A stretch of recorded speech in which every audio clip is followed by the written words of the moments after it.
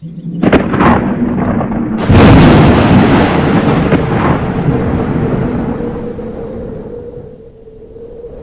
ꯈꯨꯔꯨꯝꯖꯔꯤ꯫ ꯑꯄꯨꯟꯕ ꯏꯅꯥꯠ ꯁꯤꯂꯣꯂꯨꯞꯅ ꯅꯨꯃꯤꯠ 6ꯒꯤ ꯆꯪꯅ ꯆꯠꯊꯖꯔꯛꯄ ꯇ꯭ꯔꯦꯅꯤꯡ ꯄ꯭ꯔꯣꯒ꯭ꯔꯥꯝ ꯑꯁꯤ ꯂꯦꯡꯕꯤꯔꯛꯂꯤꯕ ꯄꯥꯔꯠ ꯄꯨꯝꯅꯃꯛꯄꯨ ꯑꯄꯨꯟꯕ ꯏꯅꯥꯠ ꯁꯤꯂꯣꯂꯨꯞꯀꯤ ꯃꯥꯏꯀꯩꯗꯒꯤ ꯇꯔꯥꯝꯅ ꯑꯣꯛꯆꯕ ꯂꯣꯏꯅꯅ ꯊꯥꯒꯠꯆꯕ ꯐꯣꯡꯗꯣꯛꯆꯔꯤ꯫ ꯂꯣꯏꯅꯅ ꯉꯁꯤꯒꯤ ꯐꯪꯁꯟ ꯑꯁꯤ ꯃꯇꯥꯡ ꯑꯁꯤꯗꯒꯤ ꯍꯧꯗꯣꯛꯄ ꯌꯥꯅꯅꯕꯒꯤꯗꯃꯛꯇ ꯑꯄꯨꯟꯕ ꯏꯅꯥꯠ ꯁꯤꯂꯣꯂꯨꯞꯅ ꯑꯩꯈꯣꯏꯒꯤ ꯉꯁꯤꯒꯤ ꯀ꯭ꯂꯣꯖꯤꯡ ꯁꯦꯔꯦꯃꯣꯅꯤ ꯑꯁꯤꯗ ꯍꯥꯏꯖꯔꯨꯕꯗ ꯍꯔꯥꯎ ꯍꯔꯥꯎꯅ ꯑꯩꯈꯣꯏꯒꯤ ꯌꯥꯕꯤꯔꯛꯈꯤꯕ ꯑꯩꯈꯣꯏꯒꯤ ꯏꯀꯥꯏ ꯈꯨꯝꯅꯖꯅꯤꯡꯉꯥꯏ ꯃꯁꯛ ꯑꯣꯏꯔꯕ ꯑꯍꯜ ꯂꯃꯟꯕꯨ ꯑꯩꯈꯣꯏ ꯑꯃꯨꯛꯇꯪ ꯁ꯭ꯇꯦꯖꯗ ꯀꯧꯈꯠꯅꯕꯒꯤ ꯈꯨꯗꯣꯡꯆꯥꯕ ꯑꯗꯨ ꯃꯌꯥꯝꯗꯒꯤ ꯑꯃꯨꯛꯇꯪ ꯂꯧꯖꯒꯦ꯫ ꯑꯍꯥꯟꯕꯗ ꯆꯤꯐ ꯒꯦꯁꯀꯤ ꯈꯨꯃꯝ ꯂꯥꯟꯅ ꯂꯧꯁꯤꯟꯕꯤꯅꯕꯒꯤꯗꯃꯛꯇ ꯄꯨꯈ꯭ꯔꯝꯕꯝ ꯃꯤꯡ ꯑꯣꯏꯅ ꯄꯟꯖꯕꯗ Bilash Singh, director JN Manipuri dance academy Imphal. ꯃꯊꯪꯗ ꯑꯅꯤꯁꯨꯕꯗ ꯑꯩꯈꯣꯏꯅ ꯍꯥꯏꯖꯔꯨꯕꯗ ꯍꯔꯥꯎ ꯍꯔꯥꯎ ꯌꯥꯕꯤꯔꯛꯄ ꯄ꯭ꯔꯁꯤꯗꯦꯟꯒꯤ ꯐꯝꯐꯝ ꯂꯥꯡꯗ ꯂꯦꯡꯁꯤꯟꯕꯤꯅꯕꯒꯤꯗꯃꯛꯇ ꯑꯩꯈꯣꯏꯒꯤ ꯏꯌꯥꯝꯕ ꯃꯥꯏꯕꯝ ꯖꯣꯏꯀꯨꯃꯥꯔ ꯁꯤꯡꯍ ꯑꯄꯨꯟꯕ ꯏꯅꯥꯠ ꯁꯤꯂꯣꯂꯨꯞꯀꯤ ꯏꯌꯥꯝꯕꯁꯤꯡꯅ ꯑꯩꯈꯣꯏꯒꯤ ꯄ꯭ꯔꯁꯤꯗꯦꯟꯒꯤ ꯐꯝꯐꯝ ꯂꯥꯡ ꯑꯁꯤ ꯐꯝꯕꯤꯅꯕꯒꯤꯗꯃꯛꯇ ꯂꯦꯡꯁꯤꯟꯕꯤꯔꯛꯅꯕ ꯅꯣꯂꯨꯛꯅ ꯅꯤꯡꯁꯤꯡꯖꯔꯤ꯫ ꯂꯣꯏꯅꯅ ꯃꯁꯤꯒꯤ ꯂꯦꯡꯕꯤꯔꯛꯄꯁꯤꯡꯒꯤ ꯏꯀꯥꯏ ꯈꯨꯝꯅꯖꯔꯤꯕ ꯆꯤꯐ ꯒꯦꯁꯀꯤ ꯐꯝꯐꯝ ꯂꯥꯡꯗ ꯂꯦꯡꯁꯤꯟꯕꯤꯔꯛꯅꯕꯒꯤꯗꯃꯛꯇ ꯒꯦꯁ ꯑꯣꯐ ꯑꯣꯅꯔ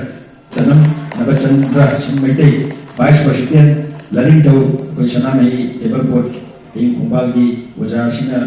ꯉꯁꯤꯒꯤ ꯒꯦꯁ ꯑꯣꯐ ꯑꯣꯅꯔꯗ ꯐꯝꯐꯝ ꯂꯥꯡꯗ ꯂꯦꯡꯁꯤꯟꯕꯤꯒꯅꯤ꯫ ꯂꯦꯡꯕꯤꯔꯛꯄ ꯑꯃꯁꯨꯡ ꯇꯧꯕꯤꯃꯜ ꯈꯪꯕ ꯎꯠꯆꯕ ꯑꯣꯏꯅ ꯏꯀꯥꯏ ꯈꯨꯝꯅꯕ ꯎꯠꯆꯕ ꯑꯣꯏꯅ ꯂꯩꯉꯥꯛ ꯐꯤꯕꯝꯇꯪ ꯌꯥꯅꯅꯕꯒꯤꯗꯃꯛꯇ ꯑꯩꯈꯣꯏ ꯃꯇꯥꯡꯗ ꯑꯃꯨꯛꯇꯪ ꯂꯧꯖꯒꯦ ꯃꯌꯥꯝꯗꯒꯤ꯫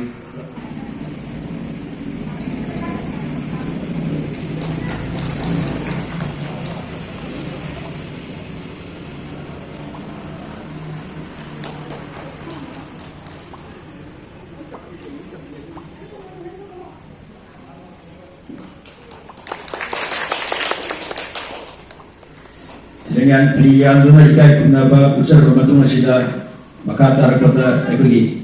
ꯀ꯭ꯂꯣꯖꯤꯡ ꯁꯦꯔꯦꯃꯣꯅꯤ ꯑꯁꯤꯒꯤ ꯄ꯭ꯔꯣꯒ꯭ꯔꯥꯝ ꯑꯁꯤ ꯍꯧꯗꯣꯛꯅꯕꯒꯤꯗꯃꯛꯇ ꯑꯩꯈꯣꯏꯒꯤ ꯃꯩꯔꯥ ꯆꯨꯀꯠꯄꯒꯤ ꯊꯧꯔꯝ ꯑꯁꯤ ꯌꯥꯎꯕꯤꯅꯕꯒꯤꯗꯃꯛꯇ ꯉꯁꯤ ꯂꯦꯡꯕꯤꯔꯛꯂꯤꯕ ꯏꯀꯥꯏ ꯈꯨꯝꯅꯖꯔꯤꯕ ꯑꯍꯨꯝꯃꯛꯅ ꯂꯦꯡꯊꯣꯛꯄꯤꯔꯛꯇꯨꯅ ꯑꯩꯈꯣꯏꯒꯤ ꯃꯩꯔꯥ ꯆꯨꯀꯠꯄꯒꯤ ꯊꯧꯔꯝ ꯑꯁꯤ ꯄꯥꯡꯊꯣꯛꯄꯤꯅꯅꯕ ꯅꯣꯂꯨꯛꯅ ꯅꯤꯡꯁꯤꯡꯖꯔꯤ꯫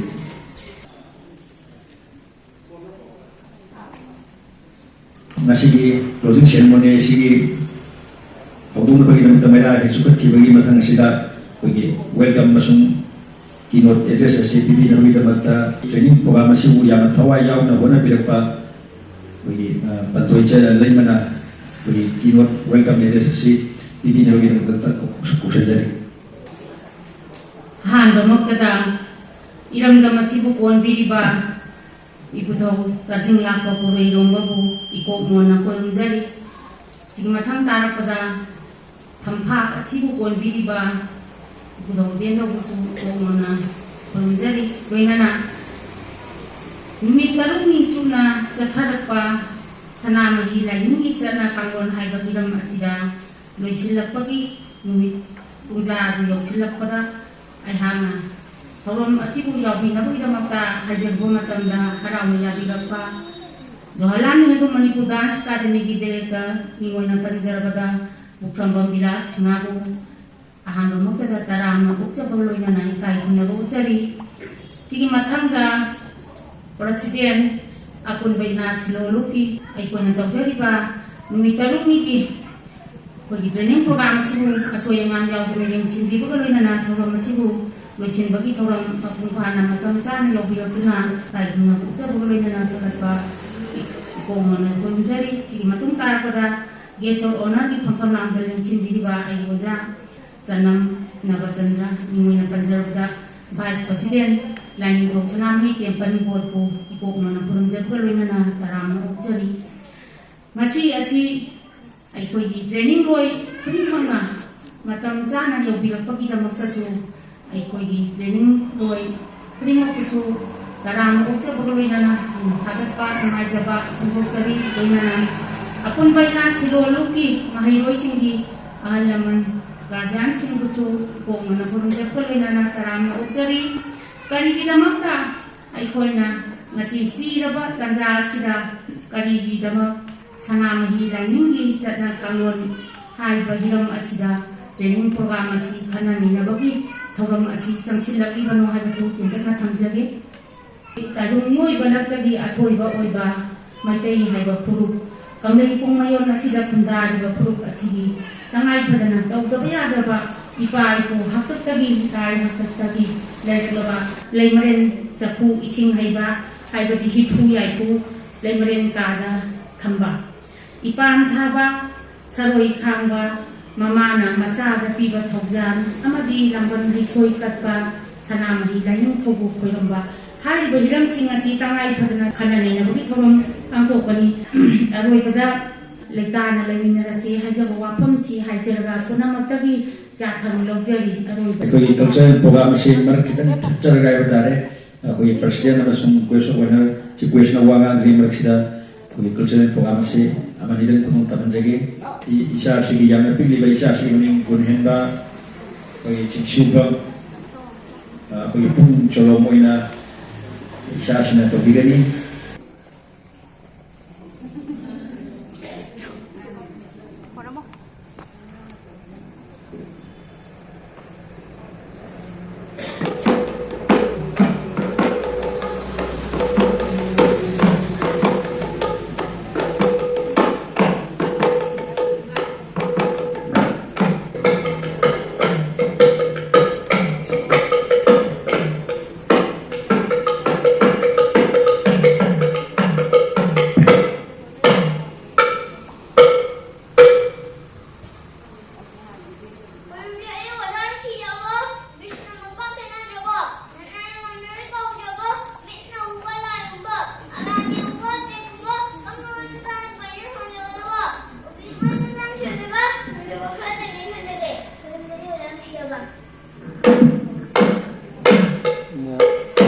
Angang ini yang mangau kenal ba? Iba mamau ini betul. Mai ini kirpa. Mapagi sini kan. Tentu. Sari ini. Cincin boleh.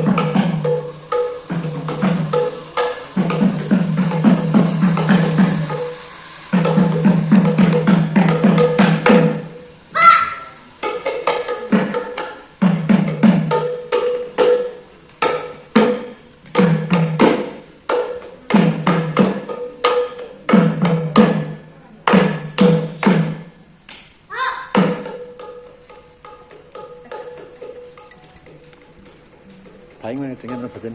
Ni paling.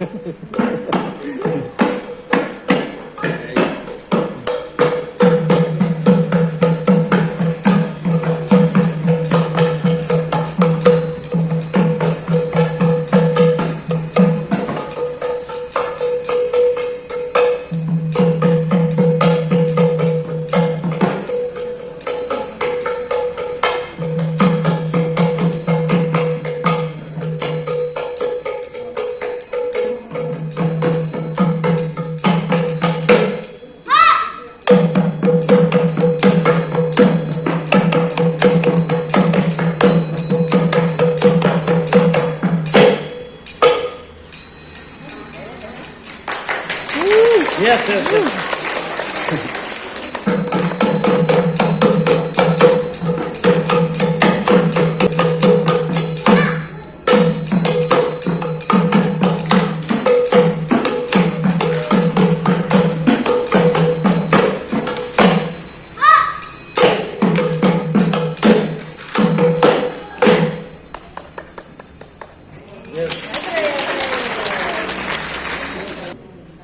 Yamano Shinaba Yamna Pigliba Agoye Shubamgi Isha Guyenba Magna Yamna Pajaba Pungi Choloma Kamayanda Kudon Tabika Matunda Koyi Ani Shoboina Cultural Shoboina Tiny Ipak Putigi Sanaraduna Lagaba Udna Sulagaba Nabijaboy Pigliba Isha Shudegi Yamuna being happiness.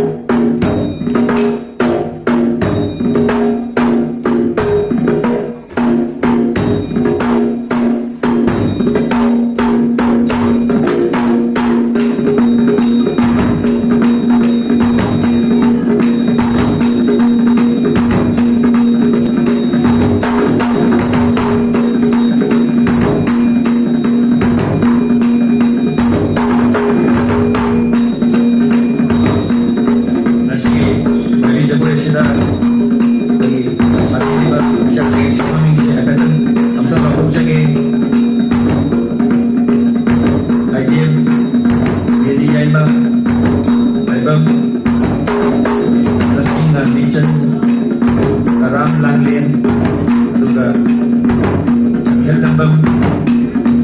Bumika, Sakil Lembang, Iram, Sheram, Demi, Arwindra,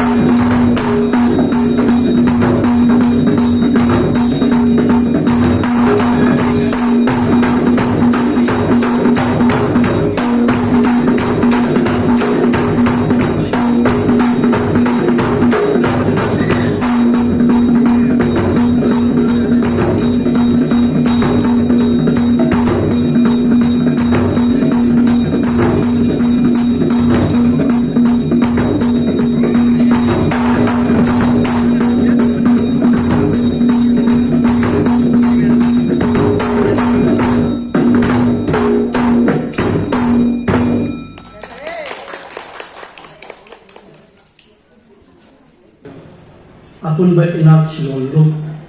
lelong sajing amasung lain tong sanamai teban bona chili ba sida seruya bi ba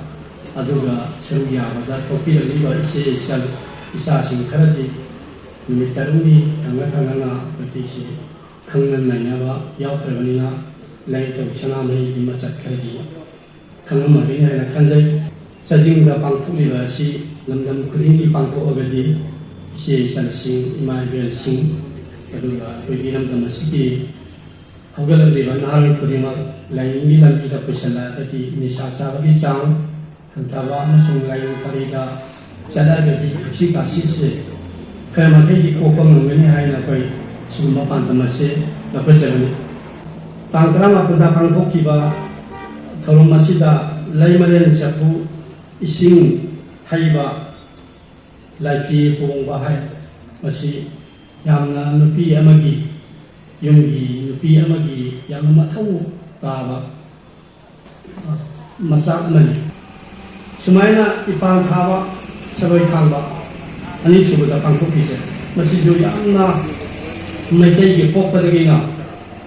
pok pergi ipang tawa masih yang lu keraba yang ningti keraba yang pasal keraba panggolan mani aduh masih di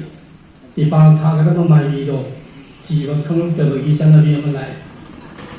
aduga saroi khangba lai kathole ba saroi khang ge polam se yum da gidi kang ka lukha da yana ka da lukha da sajinda saya ka zayamba saroi nani masin sakse akoi na ngasi di lai kon ta na thin la ge lao haiduna saroi khang ge doiba mafam adu laikon tana ima email singa thile aduga thiliba laikon gi tolakpa laigi apagi sanatong haida get haida sida haksang gi phi pawka pomaga akoi kadimta yagre ko nang na sinjak thamama bani haida ni tharaga lakada bane aduga yumda thonganda ꯆꯪꯂꯛꯄ ꯃꯇꯝꯗꯨꯗ ꯃꯩꯔꯥ ꯑꯣꯛꯊꯣꯛꯑꯒ ꯌꯨꯝꯗ ꯆꯪꯕꯤꯒꯗꯕꯅꯤ ꯑꯗꯨꯒ ꯑꯍꯨꯝꯁꯨꯕ ꯇꯥꯡ 12ꯗ ꯈꯟꯅꯕꯤꯕꯁꯤꯅ ꯃꯆꯥꯗ ꯃꯃꯥꯒꯤ ꯊꯧꯖꯥꯜ ꯊꯧꯒꯜꯂꯣꯟ 9 ꯃꯁꯤ ꯑꯣꯖꯥꯅ ꯇꯥꯛꯄꯤꯔꯕꯅꯤ ꯃꯆꯪ ꯅꯥꯏꯕ ꯃꯌꯥꯝ ꯑꯃ ꯑꯗꯨꯕꯨ ꯃꯃꯥꯅ ꯃꯆꯥꯁꯤ ꯐꯍꯟꯅꯤꯡꯕ ꯍꯥꯏꯕꯁꯤꯗꯤ ꯑꯗꯨꯝ ꯑꯩꯒꯤꯁꯨ ꯉꯥꯏ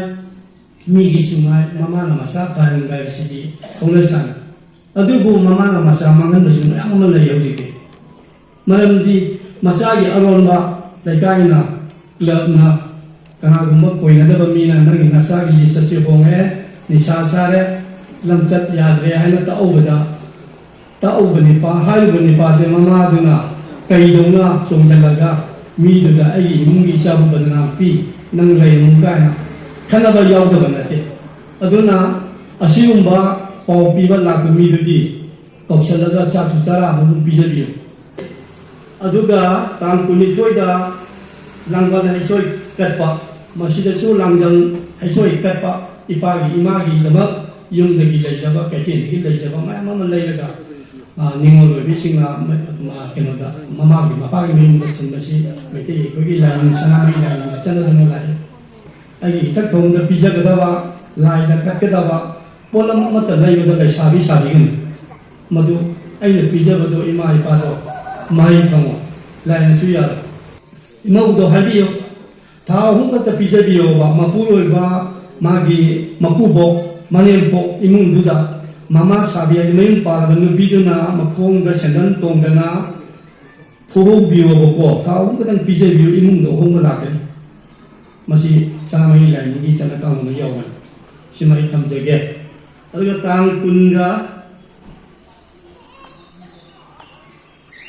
ꯇꯥꯡ 16 ꯍꯥꯏꯕ ꯑꯃ ꯌꯥꯎꯋꯦ ꯀꯨꯟꯍꯨꯝꯗꯣꯏ ꯍꯥꯏꯕꯗꯣ ꯑꯗꯨꯒ ꯇꯥꯡ 16ꯗ ꯂꯥꯏꯅꯤꯡꯊꯧ ꯁꯅꯥꯃꯍꯤ ꯈꯨꯔꯨꯝꯕ ꯁꯤꯗꯅꯤ ꯂꯥꯏꯅꯤꯡꯊꯧ ꯁꯅꯥꯃꯍꯤ ꯈꯨꯔꯨꯝꯕꯗꯨꯁꯨ ꯄꯣꯠ ꯈꯔ ꯂꯥꯡꯉꯦꯕ ꯑꯩꯈꯣꯏꯅ ꯃꯩꯔꯥ ꯂꯥꯡꯉꯤ ꯑꯗꯒꯤ ꯙꯨꯞ ꯀꯦꯟꯗꯜ ꯍꯥꯏꯇꯥꯔꯦ ꯑꯩꯈꯣꯏꯅ ꯊꯝꯕꯤ ꯃꯩꯔꯥ ꯍꯥꯏ ꯃꯁꯤ ꯂꯥꯡꯕꯗꯨꯁꯨ ꯆꯞ ꯃꯥꯟꯅꯩ ꯂꯩ ꯍꯦꯛꯄꯗꯒꯤ ꯍꯧꯅ ꯂꯥ ꯍꯦꯛꯄꯗꯒꯤ ꯍꯧꯅ ꯀꯠꯀꯗꯕ ꯄꯣꯠꯂꯝ ꯈꯨꯗꯤꯡꯃꯛ ꯆꯥꯝꯕꯗꯒꯤ ꯂꯩꯕꯗꯒꯤ ꯍꯧꯅ ꯃꯃꯥ ꯁꯥꯕꯤꯌꯨ ꯑꯗꯨꯒ ꯀꯠꯂꯒ ꯊꯥ 3 ꯏꯃꯨꯡꯗꯨꯗ ꯁꯤꯖꯤꯟꯅꯔꯒ ꯌꯦꯡꯕꯤꯌꯨ ꯏꯃꯨꯡꯗꯨ ꯈꯖꯤꯛꯇꯪ ꯁꯥꯐꯒꯅꯦꯅ ꯈꯜꯂꯤ ꯑꯗꯨꯅ ꯃꯁꯤ ꯃꯈꯥ ꯇꯥꯕ ꯍꯥꯏꯅꯤꯡꯉꯥꯏꯗꯤ ꯌꯥꯝ ꯂꯩꯔꯤ ꯑꯗꯨꯕꯨ ꯃꯊꯧ ꯆꯤꯟꯕ ꯆꯤꯐ ꯒꯦꯁ ꯂꯩꯔꯤ ꯑꯗꯨꯒꯤꯗꯃꯛꯇ ꯃꯁꯤꯒꯤ ꯏꯆꯦ ꯏꯆꯜꯁꯤꯡ ꯑꯃꯨꯛ ꯆꯪꯗ꯭ꯔꯒ ꯆꯥꯛ ꯏꯁꯤꯡ ꯍꯣꯠꯅꯔꯨꯒꯗꯕ ꯂꯩꯕꯅꯤꯅ ꯀꯥꯟꯅꯕ ꯈꯤꯇꯪꯁꯤ ꯍꯥꯏꯖꯔꯝꯂꯒ ꯑꯍꯦꯟꯕ ꯌꯥꯎꯕꯁꯨ ꯂꯧꯊꯣꯛꯄꯤꯌꯨ ꯑꯗꯨꯒ ꯀꯥꯟꯅꯕ ꯈꯤꯇꯪꯗꯤ ꯂꯧꯕꯤꯌꯨ ꯍꯥꯏꯕ ꯋꯥꯐꯝꯗꯤ ꯊꯝꯖꯒꯦ ꯈꯨꯗꯝꯃꯛꯄꯨ ꯏꯀꯥꯏ ꯈꯨꯝꯅꯕ ꯎꯠꯆꯔꯤ ꯏꯀꯣꯛꯅꯖꯔꯤ ꯌꯥꯝꯅ ꯐꯖꯕ ꯀꯥꯟꯅꯕ ꯋꯥꯍꯩ ꯃꯌꯥꯝ ꯑꯃ ꯋꯥꯈꯜ ꯂꯧꯁꯤꯡ ꯑꯣꯏꯕ ꯌꯥꯕ ꯃꯌꯥꯝ ꯑꯃ ꯊꯝꯕꯤꯔꯕ ꯃꯇꯨꯡꯁꯤꯗ ꯑꯊꯣꯏꯕ ꯃꯤꯊꯨꯡ ꯑꯣꯏꯅ ꯂꯦꯡꯕꯤꯔꯛꯄ ꯆꯤꯐ ꯒꯦꯁꯅ ꯋꯥꯐꯝ ꯈꯔꯇꯪ ꯑꯃꯨꯛ ꯊꯝꯕꯤꯅꯕꯒꯤꯗꯃꯛꯇ ꯁꯤꯟꯖ ꯂꯥꯡꯖꯔꯤꯕ ꯑꯄꯨꯟꯕ ꯏꯅꯥꯠ ꯁꯤꯂꯣꯟꯂꯨꯞꯀꯤ ꯃꯥꯏꯀꯩꯗꯒꯤ ꯈꯧꯔꯥꯡꯖꯔꯤ ꯑꯍꯥꯟꯕꯃꯛꯇꯗ ꯂꯝꯗꯝꯁꯤꯕꯨ ꯀꯣꯟꯕꯤꯔꯤꯕ ꯂꯥꯏꯅꯤꯡꯊꯧ ꯂꯩꯉꯥꯛꯄꯨ ꯏꯀꯣꯛ ꯅꯣꯡꯅ ꯈꯨꯔꯨꯝꯖꯔꯤ ꯉꯁꯤ ꯑꯄꯨꯟꯕ ꯏꯅꯥꯠ ꯁꯤꯂꯣꯟꯂꯨꯞꯀꯤ ꯑꯩꯈꯣꯏꯒꯤ 9ꯁꯨꯕ ꯑꯦꯅꯨꯋꯦꯜ ꯐꯪꯁꯟ ꯀꯝ closing ceremony 6-day training programme on Sanamahi लाइनिंगी चना काउन लोसिंबगी थौरमसिदा असिगी दाइस लिंसिंग बिरिबा अखोइगी ओजा असिगिना केस ऑनरगी फंफम लांग लिंसिंग बिरिबा अखोइगी ओजा general Navchandra Meitei vice president lining थौ सनामही टेंपल बोर्ड ओजाबुसु इकाई खुनबु चरी दुगा असिगी थौरम असिगी प्रेसिडेंट की फंफम लांग लिंसिंग बिरिबा ममल्याम थौरम असिगी डिसाइड तौबिरिबा मिंग ओइना पंजरबदा आइबम जॉय कुमार सिंह अपुन इनात सिलोंलुपकी प्रेसिडेंट ओबिरिबा ओजाबुसु इकाई खुनबु चरी मांग लिंसिंग बिरिबा हलमन लाइगुरु मरुमपा बातोन फंदना लेबिरिबा वाइपुना मबुसु इकाई खुनबु चरी अदुगा असिगी थौरम असिबु कवरेज तौबने हाना लेबिरिबा इलेक्ट्रॉनिक मीडिया अमदी प्रिंट मीडिया की सिनाव खाइपुना मबुसु इकाई खुनबु चरी कोई लंदम सिद लेबिबा अंगाम सिंगु सुमाइना मागी लमजिंग मखादा कोई जबुई सिट कया तंबीदना लंदम असिगी इनात कंदबे यादे हाइबो लोइनगा होनबिबसे आई मैगेदी थागत फोंदोक चरी आई जबुई से कला कोई संस्कृति हाइब लंबी सिद चंगजलगदी ngasimak ekoi aina khanga jadaba angang singase makoi aigi nakta sangaga khoirambagi chanabi amaka ubo phangi base masi atopa aikoina education gi lambi dali aikoina kaya ubo phangde masagi professional lomda haibadi ekoi doctor engineer tamada changiba adagi atopa magi scientist tamada masagi professional oina chapa sumaina ekoi gi jagoi isei sisu कोई इशागी professional ओइना चप्पा यारे मरमदी कोई Nozick मतंदा school दा college दा जगो इसेगी यावपा थांग दा class 10 दा कोई मैट्रिक दा यावपा सुमाय तो रकांदा कोई जेन मणिपुर डांस अकादमी ले कोई तौजरी बसे सर्टिफिकेट दा सही अहुंगी कोर्स डिप्लोमा दा सही अहुंगी कोर्स पीजी दा कोई सही अहुंगी कोर्स तो रकांदा कोई नांग सिंगसे जगोगी थांगी पुंगी मागी सिंभम कल्चर दा चप्पा तंबी अदुगी मथक्ता कोई ना ओजागु रकांदा ahal mansi urakanda ikone makoibu khoirambagi chanabi ama tambidana afaba character ama sendopidana ikone samajamu semba kanu honabada asobo thogam ikone lobjeri aduga jagoi sei tawrakanda ikone hojiki 12 pass tawrakanda ikone BA da Manipur University of Culture aduga koi Manipur University da ikone PhD tawraba matung ikoi doctorate oirakanda jagoi sei tawuse ikoi assistant professor oidana professor oiba Jiksham Narada, I see General Dance Academy, the way Tamzari Maramasi, I director will look from Jerry, I could be Shari concerns a not of Honor Puri, I director will see from Jeremy, say Anansi, say Tara, Tara, Maribuki, Manunga, using say young Kellen Award, and Nakui, Anansi, BA passed out to a scholarship, Ministry of Culture, PA, Adu Matata, say Tarani Panda, say Tara, Kumanga, Power, the Anansi, Masina, young scholarship haidana Ministry of Culture na pidana fellow pidana adu magi professional da PhD tawdra doctorate tawdra ekoi isani professional da chappa yamgi lambi kaya ama piri doga losila koda koi nasi apun baina sinolugi simbi lambiriba koi president obiriba secretary oza kai puno ko haininga electana thagasari haiwa apam to tamjaraga yamri tensinja bada el Ibin nung silay na dilong chajing mamang lekay. Ngasi power sa therapy ba koi training program sila koi sarja ba sila matanda in travel lima ako dilong chajing awang lekay. In travel lima aduga pare le ako na ngasi mak lo kagasu adum aduga ngasi mak ring ako na logo na hong kaya hado isu pakat patuloy ko lagi gano ako mapam sunang laaga awat passing to ko na lopi ba siya ko ko tamdege ado ahum subada jating tingkong dagi ni bharani laima ako ahum subada tension direct na ba nising jari ado galona na mari subada why romita laima awang lekay jating awang lekay ilong jating awang lekay dagi ado ga mga subada W Pajabi Lilong Lekay, napatara Lilong Lekay dari W Pajabi yang sen biar tu na aku sudah bahas lagi you aduh makata ba wali bersih si ekoi ngaki madung namun bisa ke abadi kita ada nak kerja ke program semar kita pengen jaga aduh biar madung dah amuk mata-mata kita boleh jaga ekoi ada nak kerja ke seru kamu wajah tapi bagaimana kita kunjung berapa ki sesekti intaujan mengalih di intaujan mengalih di na kunjung berapa si mati amatan kunjung tadi kan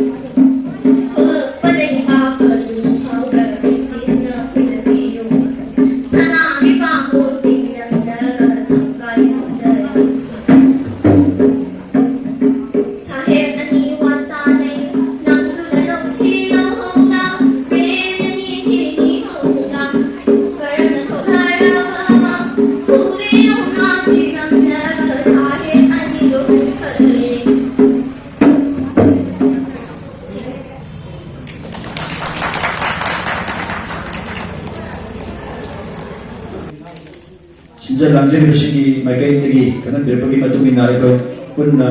ꯍꯧꯖꯤꯛ ꯗ꯭ꯔꯦꯁꯁꯤꯡꯁꯦ ꯍꯣꯡꯗꯣꯛꯅꯗ꯭ꯔꯤꯉꯩꯗ ꯍꯥꯏꯕ ꯇꯥꯔꯦ ꯏꯁꯩ ꯖꯒꯣꯏ ꯂꯣꯏꯈꯤꯕꯁꯨ ꯌꯥꯎꯕꯅꯤꯅ ꯐꯤ ꯍꯣꯡꯗꯣꯛꯅꯤꯡꯕꯁꯨ ꯌꯥꯎꯔꯛꯄꯅꯤꯅ ꯑꯗꯨꯅ ꯃꯗꯨ ꯂꯣꯏꯗ꯭ꯔꯤꯉꯩꯗ ꯏꯁꯥ ꯏꯁꯥꯒꯤ ꯄ꯭ꯔꯣꯐꯦꯁꯅꯦꯜꯂꯤ ꯑꯣꯏꯅ ꯍꯥꯏꯕ ꯇꯥꯔꯦ ꯖꯒꯣꯏ ꯁꯥꯕꯤꯈꯤꯕ ꯄꯔꯐꯣꯔꯃꯦꯟꯁ ꯇꯧꯈꯤꯕ ꯑꯗꯨꯒ ꯇ꯭ꯔꯦꯅꯤꯡ ꯂꯧꯕꯤꯔꯤꯕ ꯃꯌꯥꯝ ꯄꯨꯟꯅ ꯐꯣꯇꯣ ꯁꯦꯁꯟ ꯑꯃꯇꯪ ꯇꯧꯃꯤꯟꯅꯔꯛꯈꯤꯁꯤ ꯃꯔꯛꯁꯤ ꯈꯤꯇꯪ ꯈꯟꯖꯔꯒ ꯍꯥꯏꯗꯅ ꯑꯗꯨꯒ ꯑꯩꯈꯣꯏ ꯀꯜꯆꯔꯦꯜ ꯁꯣꯗꯨ ꯃꯈꯥ ꯆꯠꯊꯃꯤꯟꯅꯁꯤ ꯍꯥꯏꯕ ꯋꯥꯐꯝꯗꯨ ꯊꯝꯖꯒꯦ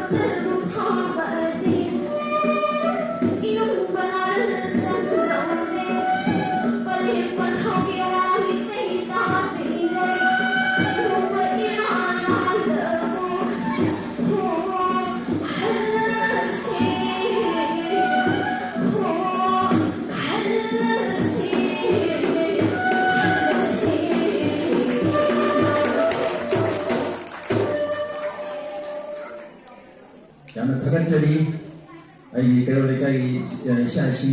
इचलसिंग मथन तारपसिदे अखोई माउगी जगोई अमुक खबर तमनजगे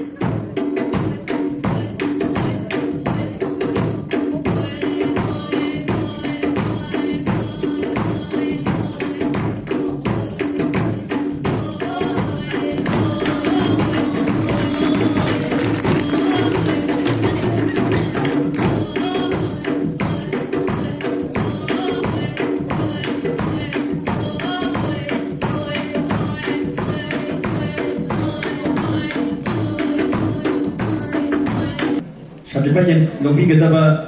biyo sinadong tang nising jerake lilong jajing mamang lekay dagi konjam remila lema number 2 da yumnam asalata mamang lekay ilo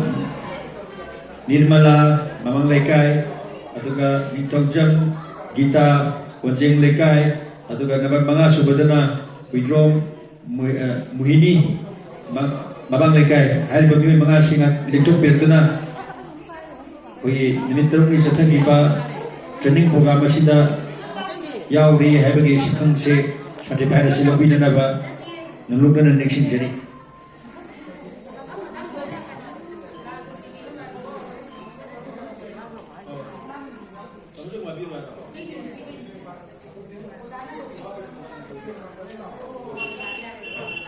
aduga loinana mu mathangi waiba manga suba mi manga amam lo thukseraki mga na kujing warga matang option jagi koina gwesok onana halba kanu sisu adom certified sisu kusin nabi na bang ising jari tunjam sanatumbi mamang lekay lesang tem sanatumbi mareng kong lekay yumnam idubala awang lekay Rajkumari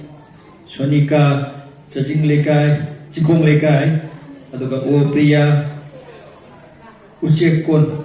ngasage bagi performance topic ba aren culture ki isa sing meam to punna bagi ngasigi lengbi lagi ba ikai nazar ba bagi chief question aduga secretary wali ba ipa doi lai ba bagi secretary sida sinaraga bagi punna mu kon yen topic na ba batare matam se thingsil lakpana thank you very much lena bagi ngasigi atoiba lingpira pa bagi mayay tagbal lobiri ba mingoy na pajarabada lukis asigisu bagi apun ba inas lubi asigisu presiden wena lebiri ba i tabojoy kumana wapam kandang ngasigi presiden papam nagda suling bin election biri ba aduga lupa asigisu presiden biri ba tamuna wapam kandang tabina na ba lusul pasida kotok sari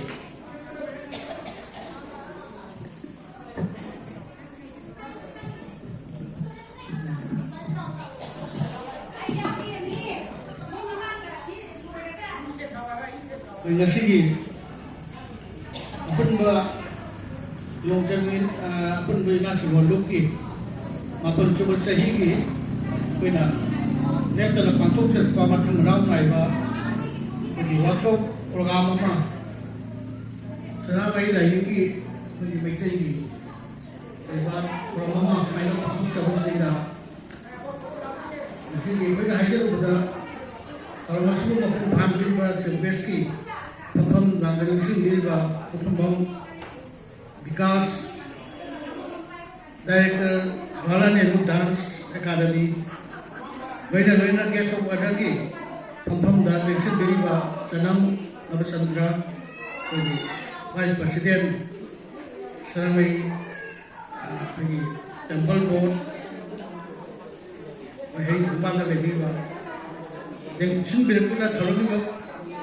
Paham jadi tahu tak cari aduga masih orang masih kau kibatan pergi terampat lagi betul masukna masih si closing selesai na tangkun beri senja beri aduna pun beli orang tinggi na sebelum na pangtuk seriba maitai lain di waiba seramai lain di waiba buat orang masih kasih Pena, pangtuk cendung malam dia pen mai tei amo ina, pergi sagi lining lai suam, masak khangna, pai pun khangna, pergi lining ni set amo hanjan na ba, sagi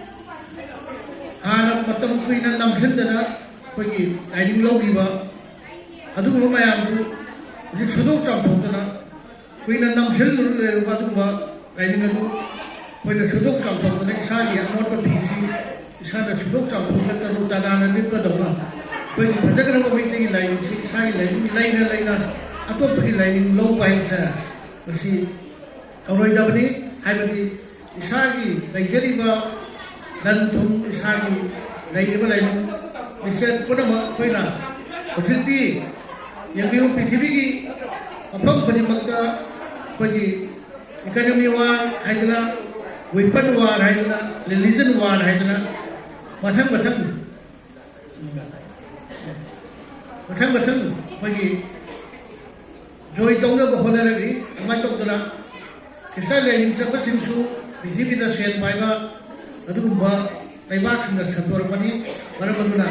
लेना नाइना सुता महली अदु तवेना तवे हाइना अदु खुदोंग चाबा खरगी येगा आइगी लिचत साकपुन मखादो पाइबसे सागे खुबुन मांग थिगदौगा चामाने गुथपका चामाने मरमदुना तसेंगमा मसागी लाइनिंग लेजदबा मीना लाइनिंग अमा लौबदुदी कछु गाइगे लौवे कोई फ्रीडम टू वर्शिप हाइजना अदुम काइसिदुसिन सुपी यदुबो इसागी लेजरगा हुंदोगा लौबदुदी तसेंगा हारबदा मयुम पालबा नुपी अमना माइ मपुरै हुंदोगा युम पालबा चामाने कोई माइकई लाइनिंग लाइसेंस अमु हजनजी अमु लौसी हान सलमदबो सिंसुबा कोई इसागी सतमजे इसाना कंसी योकचा ओपन गतबगा प्रोग्राम सिसु लोसले मयाम तो काइनरे yang sangat terlalu lama matang kita wajib kerja harga, tension jaga pun bapak mungkin tersen. Thank you.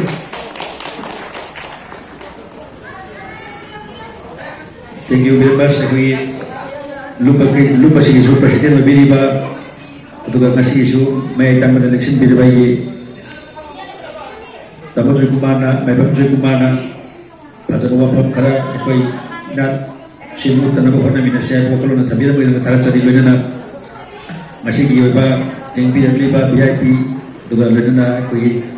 lekai sigi seleksi pun nama board thanks bibi bagi tempat lagi aku yang ba tamu dah book microphone sekursi saja. Halo,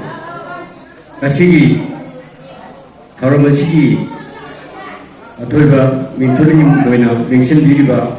minggu ini pada berapa Rukhamam Bilas Jain Dance Academy asibu akogi satra singnasu yang ngasadi matumara hauriba akogi director wena lapiriba Bilasku yaw bisida agang jingsu tamra raw jaban wa yudu product cari atau acen bakaya ka tumituna ngasigi function asibu lembira kuita mukta sijelangjir sigi magai degi hanna thagat cari matanga akogi apun wina sinoluki president Uina tahu biriba, aku ini, kami uina penjara pada Mailong Jaya Kumar tu, agak sebut untuk cari, lona aku ini, lain tahu sana mahi, tempat buat ki, Nabi Chandra Basu, aku ini uina penjara pada Nabi Chandra Basu, agak sebut untuk cari, lona ngacigi, lak biriba, berilah pada media ki, silinau, kudimak cu, aku ini ngacigi terlalu macam Mayam batang jana, lapi ko kita minta. Agak sebab untuk jadi luda naga sigi, lapi riba, apa ini, langgam sigi, si sel ahlam, kalau memang baik itu bentukku. Sejalan bersigi magi degi, agak sebab kurang ni, untuk jadi luda, perlu aku agak sebab untuk cerka, kasih agak bahaya si, tentang masalah desain jari.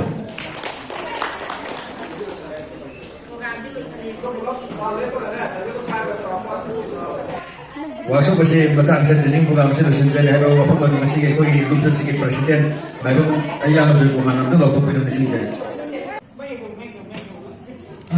Ada nasi dah, koi nasi ni. Angkat macam saya terjumpa masuk program masih batang nasi dah dosen saya.